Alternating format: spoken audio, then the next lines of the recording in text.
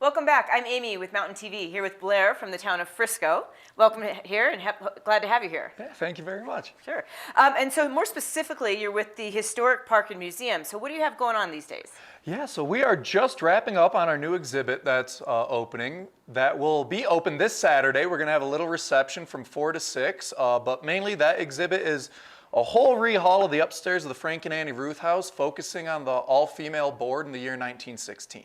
Great. And what led you to this topic and focusing on it?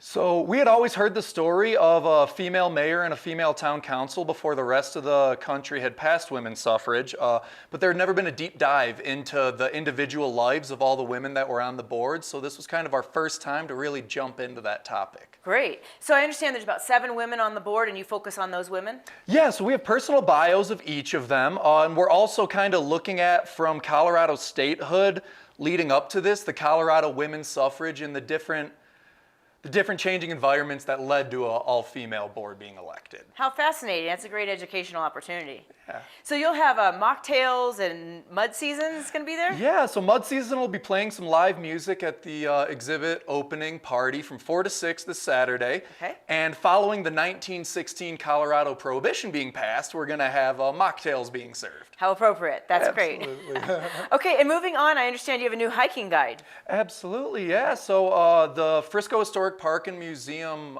Press, our imprint that we established, just released the 3rd edition of the Mines of Frisco and Beyond, a self-guided hiking tour originally put out roughly 20 years ago by Charlotte Clark. Oh, how great. And then you're involved in this as an co-author. Yeah, so I had the privilege of working with Charlotte on this one, updating. We added some new mines to it, some new trailheads, and a lot more history packed into those pages too. All right, and what's your background to do this? Yeah, so I work at the Frisco Historic Park and Museum. I've been here for a few years, went to school for history and museum studies, and this is my second publication since working here. My first book was A History of Masontown. Oh, great. Well, you're really involved, and that's fantastic. Yeah, definitely. So you've been here a while, and you've got a lot of information. Is there anything else you want to share with our audience?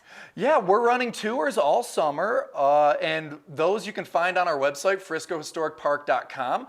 We have hikes up to Masontown. We have bike out to some mine tours. We have hike and learns at the Frisco Peninsula, and we have town tours.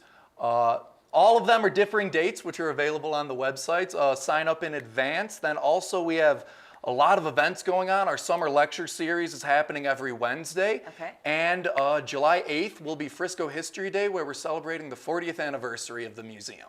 Fantastic. Well, you've covered off so much. There's a lot of great educational opportunities out there for families and people who just want to get out and explore, right? Absolutely. Well, thank you so much, Blair, for being here. We really appreciate all this information. Well, thank you very much. Sure.